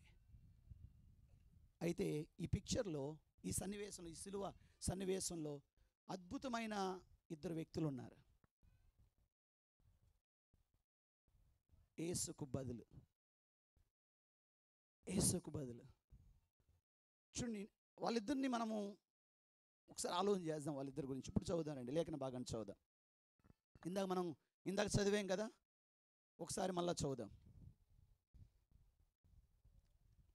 మత్తయి సువార్తలోనికి రండి, 27వ అధ్యాయం 27, 21వ వచనం. అధిపతి, ఈ ఇద్దరిలో నేను ఎవరిని విడుదల చేయవాలని మీరు కోరుచున్నారని వారిని అడుగ్గా, వారు బరబ్బానే. ఎవరిని అడిగారు? బరబ్బాని. అందరూ చెప్దాం, బరబ్బా. ఇతని గురించి మార్కు, లూకా వీళ్ళు ఏం రాస్తూ వచ్చారంటే, ఇతడు పేరుగాంచిన దొంగ. ఎవరంట? మామూలు దొంగ కాదు, పేరుగాంచిన దొంగ. ఈయనకు 2 బిరుదులు ఉన్నాయి. ఒకటి బందిపోటు దొంగ, ఇంకోటి నరహంతకుడు. బైబిల్ చదవండి, మనం 4 సువార్తలు చదివితే రాయబడింది. ఇప్పుడు ఈయనకి సిలువ శిక్ష ఖరారైంది. చెరసాల్లో ఉంచారు. చెరసాల్లో ఆయనకి సిలువ వేయబడి ఉంది. ఎప్పుడు వేస్తారో తెలియదు. అయితే ఒక సూచాయిగా అర్థమైంది ఏమంటే, పస్కా పండుగ సమయంలో ఖచ్చితంగా సిలువకేస్తారు. చెరసాల్లో పెట్టారు. ఇప్పుడు చెరసాల్లో పెట్టినటువంటి ఈయన కూర్చొని లెక్క పెట్టుకుంటున్నాడు గంటలు, ఎప్పుడు వేస్తారో ఎప్పుడు వస్తారని. ఇట్లా ఆలోచిస్తూ ఉండగానే రానే వచ్చారు. సైనికుల బూట్ల శబ్దాలు ఆ చెరసాల్లోని వినబడుతుంటే ఆ శబ్దాల చప్పుడు పెరిగే కొలది ఈయన గుండె చప్పుడు కూడా పెరుగుతుంది. జనరల్గా శబ్దం తగ్గినప్పుడు గుండె చప్పుడు వినబడుతుంది, కానీ ఇక్కడ శబ్దం పెరుగుతూ ఉంటే ఈయన గుండె చప్పుడు పెరుగుతుంది. ఎందుకోసమంటే వాళ్ళు వచ్చేది నా కోసమే, నన్ను సిలువుకు తీసుకెళ్తారు. తలుపులు తీశారు, ఆల్రెడీ సంఖ్యలు ఉన్నాయి, ఇప్పుడు లేపి తీసుకెళ్తున్నారు. ఈయన అంటున్నాడు, ఈరోజేనా, ఇప్పుడేనా, ఇంకా నా పని అయిపోయినట్టే కదా అంటున్నాడు. సైనికులు ఏం మాట్లాడలేదు, మాకేం తెలియదు. అధిపతి పిలాతు తీసుకురమ్మన్నాడు. పిలాతు దగ్గరకు వచ్చాడు. పిలాతు దగ్గర మాట్లాడడానికి లేదు. పిలాతు దగ్గర నిలబడ్డాడు. పిలాతు ఇప్పుడు నిలబడి, ఇప్పుడు ఇందాక అక్కడ మనం చదివిన 21 వచ్చిన అడుగుతున్నాడు. అధిపతి, వీరిద్దరిలో నేను ఎవరిని విడిచిపెట్టాలి? అందరూ బరబ్బా బరబ్బా బరబ్బా. తన పేరు వాళ్ళ నోళ్ళలో వచ్చేసరికి ఆశ్చర్యపోయాడు. ఒక క్షణము మైండ్ అంతా బ్లాంక్ అయిపోయింది. ఏం జరుగుతుందో అర్థం కాలేదు. ఈలోపు తన పక్కనే యేసయ్య కూడా ఉన్నాడు. ఒకసారి ఆయన చూశాడు. ఈయన ఎవరు అనుకున్నాడు. ఈయన లాక్కుని పోయారు. ఈయనకేం అర్థం కాలేదు. చేతులకు సంఖ్యలు తీశారు. చచ్చిపోతాను అనుకున్నా నేను, ఇందాక క్షణం వరకు నా చావు నా పైకి వస్తుంది అనుకున్నా నేను, నన్ను విడిచిపెట్టేశారేంటి ఈరోజు, నన్ను ఎందుకు విడిచిపెట్టేసేసారు అని ఆలోచించుకుని మతిపోతుంది. కారణం తెలుసుకోవాలనుకున్నాడు, లాభం లేదు. ఖచ్చితంగా తెలుసుకోవాలనుకున్నాడు. నెమ్మదిగా సిలువను వెంబడించాడు, యేసయ్యను వెంబడించాడు.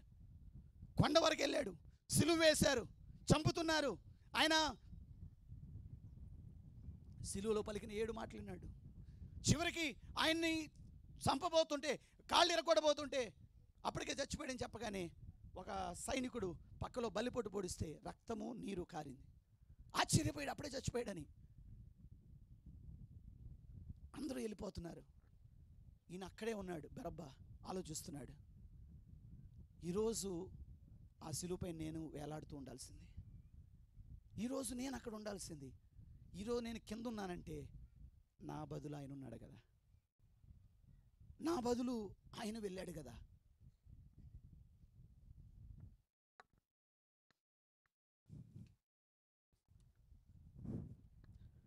ఒక సిలువ ఒక వ్యక్తి జీవితానికి అడ్డుపడింది.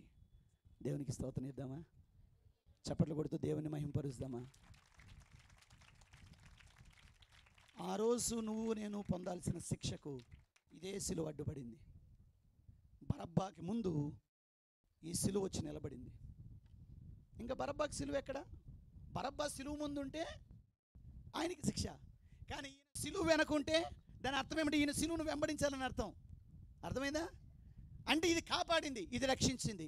ఈరోజు మనం పాటలు పాడి ఎందుకో నన్ను ఇంతగా ప్రేమిస్తున్నావు అంటుంటే, ఈరోజు ఇదిగో ఈ సిలువ అడ్డుపడింది. కానీ ఈ సిలువను మనం అర్థం చేసుకోవడానికి సంవత్సరాలు పడుతుంది. ఈ సిలువ ప్రత్యక్షత పొందుకోవడానికి ఒక జీవితమే చాలట్లేదు మనకి. సిలువను గురించి మనం పెద్దగా పట్టించుకోవట్లేదు. ఈ సిలువ విలువ మనకు తెలియట్లేదు. ఆ సిలువ విలువను పాటల్లో పెట్టేసుకుంటున్నాం, కానీ నిజంగా మనకు విలువ తెలియదు.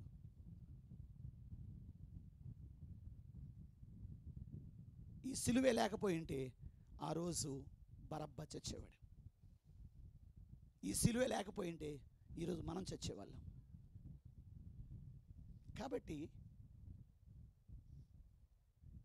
యేసు ఒక వ్యక్తికి బదులుగా తాను వెళ్ళాడు.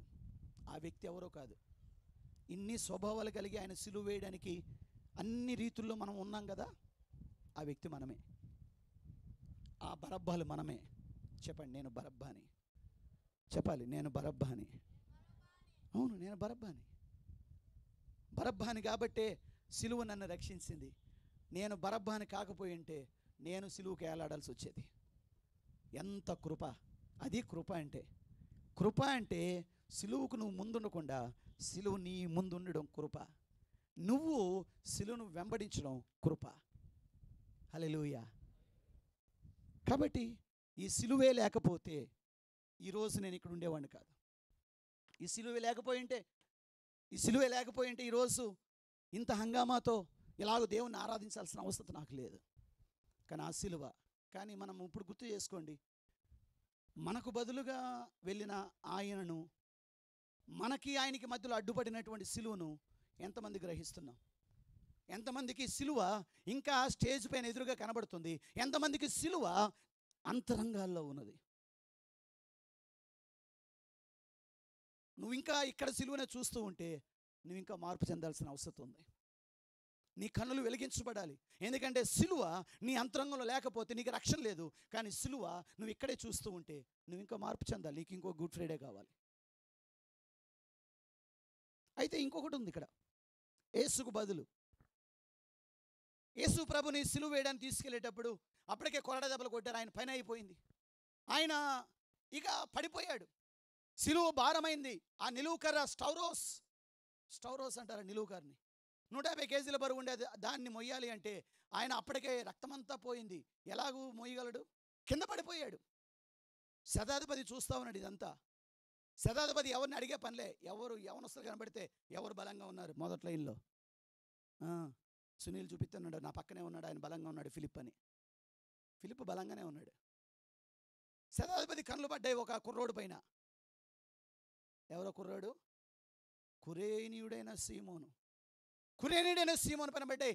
భుజం పట్టుకొని లాక్కొచ్చి, చొక్కాయి పట్టుకొని లాక్కొచ్చి సిలువ ముందు పడేశాడు. పక్కన ఏసై పడి ఉన్నాడు, ఈ పక్కన కురేనుడైన సీమోను పడ్డాడు. ఏసై ముఖాన్ని చూచాడు. ఏసై ఎవరో తెలియదు, ఎందుకు సిలువ వేస్తున్నారో తెలియదు, ఏం చేస్తున్నారో అర్థం కావట్లేదు. ఈయన ఎందుకు వచ్చి లాగి పడేశారో తెలియట్లేదు. సిలువ మోపారు, సిలువ మోపారు. మై ఎందుకు మోస్తున్నాడో తెలియదు, ఎందుకు వెళ్తున్నాడో తెలియదు, ఏం చేస్తున్నాడో తెలియట్లేదు. సగం దూరం ఉంది ఇంకా కల్వరిగిరి, మోసుకుని వెళ్తా ఉన్నాడు. చాలా భారంగా ఉంది. జీవితంలో బియ్యం మూట కూడా మోసినాడు కాదు, సిలువ మోయాల్సి వస్తుంది. మనం అప్పుడప్పుడు, నేను ఎప్పుడు చేయలేదు సార్ ఇట్లా జీవితంలో. మీకు విషయం చెప్పినా, క్రైస్తవుడు అయితే అన్నీ చెప్పిస్తాడు దేవుడు. దేవునికి స్తోత్రం. గట్టి చెప్దాం. సంతోషంగా లేరు మీరు, గట్టి చెప్పట్లే. ఆ రోజు పేతురు మీరే చంపారని వాళ్ళని అన్నాడు. ఈరోజు నేను మిమ్మల్ని మీరే చంపారు అన్నందుకే పాపం బాధగా ఉన్నారు కదా కదా. అవును, మనమే చంపాం. మరి ఎప్పుడు ఏది మోయలేదు, కానీ సిలువ మోస్తున్నాడు. సిలువ మోసుకుంటూ వెళ్తూ ఉన్నాడు. తన మనసులో ఒక్కడే తిరుగుతుంది, ఈయనెవరు నేనెందుకు, ఈయనెవరు నేనెందుకు, ఈయనెవరు నేనెందుకు, ఈయనెవరు నేనెందుకు. అర్థం కాలేదు. సిలువను కొండపైకి తీసుకెళ్ళి అక్కడ యేసయ్యకి అక్కడ వదిలేశాడు. వదిలేగానే పక్కకు వచ్చేసాడు. ఇక వెళ్ళిపోలే. ఇంకా ఉంటే నన్ను ఏం చేస్తారని భయపడలేదు. ఏం చేస్తారో చూద్దాం. ఈ సిలువ మోసాను, ఈ సిలువలో ఏదో ఉంది చూద్దాం అని అనుకున్నాడు. నిలబడ్డాడు చూస్తా ఉన్నాడు. యేసయ్యను సిలువ వేయడం, ఆ భారం, యేసయ్య పలికిన 7 మాటలు సిలువలో ఆయన జీవితాన్ని మార్చేసేసాయి. బైబిల్ ఏం సెలవిస్తుందంటే, ఆయన ఒక్కడే తర్వాత ఆయన యేసుని నమ్మినట్లుగా బైబిల్ సెలవిస్తుంది. అందుకనే మార్కు సువార్త ఒక్కడే రాస్తాడు, అతడు రూపునకు అలెగ్జంద్రునకు తండ్రి. చరిత్ర చెప్పిందంటే వాళ్ళిద్దరు గొప్ప సేవకులయ్యారు. తర్వాత సంఘ పితరులయ్యారు వాళ్ళు. దేవుని బిడ్డలారా, తెలియకుండానే సిలువ మోస్తే, తెలియకుండానే యేసయ్యకి సహాయం చేసినందుకు ఆయన జీవితం మారిపోతే, ఇన్ని సంవత్సరాల నుంచి యేసయ్య దగ్గరకు వస్తున్నావు, యేసయ్య గురించి తెలియదా? యేసయ్య సిలువ మొయ్యమంటే సిలువ మొయ్యడానికి ఆలోచిస్తున్నావు. బరువుంది. మీకు ఇంకో వర్తమానం ఉంది సిలువ గురించి. అదే మనం ఈరోజు మొత్తం అన్ని వర్తమానాలు ఒకటే మీనింగ్. సో బరువుంది. ఇన్ని సంవత్సరాలు యేసయ్య గురించి తెలుసు, కానీ సిలువ మోయడానికి మనం ఆలోచిస్తున్నాం. యేసయ్య అన్నాడు, నన్ను వెంబడించగోరేవాడు తన సిలువను ఎత్తుకోపోతే నా శిష్యుడే కాదు అన్నాడు. ఎంతమంది వెంబడిస్తున్నాం? ఎంతమంది సిలువ మోస్తున్నాం? కష్టము, శ్రమ, ఇబ్బంది. ప్రభువా కష్టం వచ్చింది, తీసేయినా యేసునామంలో తీసేస్తున్నా. నువ్వే తీసేయి. యేసు ప్రభు తీసేస్తున్నాడు, నువ్వే తీసేసేయి. సమస్య ఇంకా అంటకూడదు మనకి, తీసేయాలి. అప్పుడే జ్వరం వస్తే ఇంకా వేడి కూడా అది అప్పుడే టాబ్లెట్ మింగేసినట్టుగా ఇంకా సమస్య రాకముందే తీసేస్తాం మనం. ఇంకెప్పుడు నువ్వు సిలువ మోసేది? నువ్వు నేను. సిలువ అంటేనే శ్రమ. యేసయ్య అన్నాడు, నీ సిలువ నువ్వు ఎత్తుకో, నాది మొయ్యలో నువ్వు ఎట్లా. కానీ కురిని సీమోను మోసాడే మారాడు. మనం మొయ్యట్లేదు కాబట్టి మనము చావట్లేదు. యేసుని నమ్ముకున్నప్పుడు ఎట్లున్నామో మన సమాధిలోకి వెళ్ళేటప్పుడు అదే స్వభావం. యేసునప్పుడు ఏమి మాట్లాడామో సమాధిలోకి వెళ్ళేటప్పుడు అదే మాటలు. యేసుని నమ్ముకున్నప్పుడు ఎట్లా ఉన్నామో సమాధికి వెళ్ళేటప్పుడు అలాగే ఉన్నాం మనం. ఎందుకోసమంటే మనము యేసుని నమ్ముకున్నప్పటి నుంచి సమాధికి వెళ్ళేంత వరకు మధ్యలో సిలువే. అది సిలువ మోస్తే మారతావు. అందుకే సిలువ మోసేవాడు శరీరంతో ప్రారంభిస్తాడు, దైవత్వంతో ముగిస్తాడు. దేవునికి స్తోత్రం ఇద్దామా? దైవత్వం. మారతావు నువ్వు. చచ్చిపోయేటప్పుడు నేనేనా? అవును, నువ్వే. చిన్న తప్పిదాన్ని తట్టుకోలేకపోయాడు మోషే. కానీ చివరికి అయ్యా వాళ్ళ బదులు నన్ను చంపు, మోషే మోసాడు. నువ్వు నేను మోస్తున్నామా? ఈ సిలువ కోసం ఏమీ మొయ్యం మనం. ఎందుకంటే ఈ సిలువ చాలా మానేయమని చెప్తుంది, ఈ సిలువ చాలా వదులుకోమని చెప్తుంది. ప్రాముఖ్యంగా నేను. చెప్పండి, నేను. ఐ అంటే అంత ఇష్టమో మనకి. అందరూ బాగుండాలి, అందులో నేను ఉండాలి. ఈ స్టేట్మెంట్ విన్నారా మీరు ఎప్పుడన్నా? ఎంత స్వార్థం కదా. అన్నిట్లో నేనే ఉండాలి, ఎవరొద్దు, ఇంకా వేరే వాళ్ళొద్దు, నేనే ఉండాలి అన్నిట్లో. ఇప్పుడు చెప్పండి, ఎక్కడ చచ్చింది మంది? అయ్యి నేను చెప్పిందే వినాలి నువ్వు. ఇంట్లో కూడా మందే. నేను ఎక్కడ పాపం ఆయన ఏం మాట్లాడలేడు. అవునా? అందరూ అట్లే ఉండరులే. సిలువు మోస్తే కదా మనము. సిలువు మోస్తే ఎవరు ఇంట్లో మాట్లాడాలో అర్థమవుతుంది. సిలువు మోస్తే ఎవరు దేవుని దగ్గర ఎలా ఉండాలో తెలుస్తుంది. సిలువు మోస్తూ ఉంటే నేను ఎలా మారుతానో నాకు తెలుస్తుంది. మనం సిలువు మోయకుండా క్రైస్తవ జీవితాన్ని చాలా సుఖంగా గడుపుతున్నాం. గుడ్ ఫ్రైడే రోజు సిలువను జ్ఞాపకం చేసుకోవడం కాదు, జీవితంలో సిలువను మోయడానికి సమర్పించుకోవాలి. జీవితంలో సిలువను మోయడానికి ఇష్టపడాలి. దేవుని బిడ్డలారా, ఆ రోజు తెలియకుండా సిలువ మోసాడు, ఇష్టపడి జీవితాంతం మోసాడు. ఈరోజు నీకు తెలుసు సిలువ మోయాలని అవసరం ఉందని. ఇష్టపడి నువ్వు మోస్తే దేవుడు నిన్ను అద్భుతంగా దీవిస్తాడు. పరలోకంలో నువ్వు ఆనందిస్తావు. ఇక్కడ మోయకుండా పరలోకానికి వెళ్ళాలనుకుంటే చాలా కష్టం. దాని ముగింపు ఎలా ఉంటుందో ముగింపులో చూద్దాం. మనము ఆ రోజు యేసయ్యను సిలువ వేశాం. ఆ సిలువ మనకు ముందు చెడ్డుపడింది. ఆ సిలువను మోయాల్సిన పని, సిలువను వెంబడించాల్సిన బాధ్యత మన పైన ఉంది. తలలోంచి ప్రార్థన చేస్తాం.